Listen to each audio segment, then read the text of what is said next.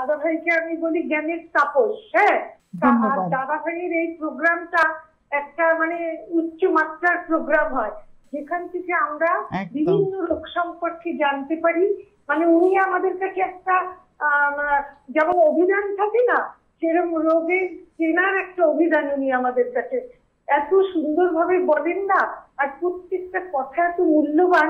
টিভির অনেক অনেক প্রোগ্রাম থেকেও আমার মনে হয় এই প্রোগ্রামটা আমায় খুব অ্যাট্রাকশন করে, এবং আমি প্রতিদিন শুনি। আমার বাবা একজন চিকিৎসক ছিলেন, উনি বর্তমানে নেই, আর এত সুন্দর করে বলে প্রত্যেকটা রোগ সম্পর্কে যা অ্যালার্ট হতে পারি যে এই সিমটম দেখলে এই রোগ। কাজেই ওনাকে আমার ওনার আরো শুধু নট অনলি ডক্টর, আরো এক্সেট্রা এক্সেট্রা, কেননা উনি গুরুজনদের পিতামাতাকে যে ভক্তি করতে হবে সেটা জানায়।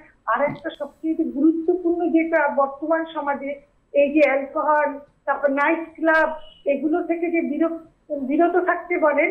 আর সঙ্গে আর একটা কথা উনি জানান, যার জন্য ওনাকে আমি মানে শত শত কোটি প্রণাম জানাই। উনি বলেন যে যারা তোমাদের এইটা ডেকে নেয় সেই সংসর্গ পরিত্যাগ করো। আমি ওনার প্রোগ্রাম প্রত্যেকটা দেখি, আমার ডায়েরি পেন হাতে থাকে, সবসময় নোট করি ওনার সব কথাগুলো।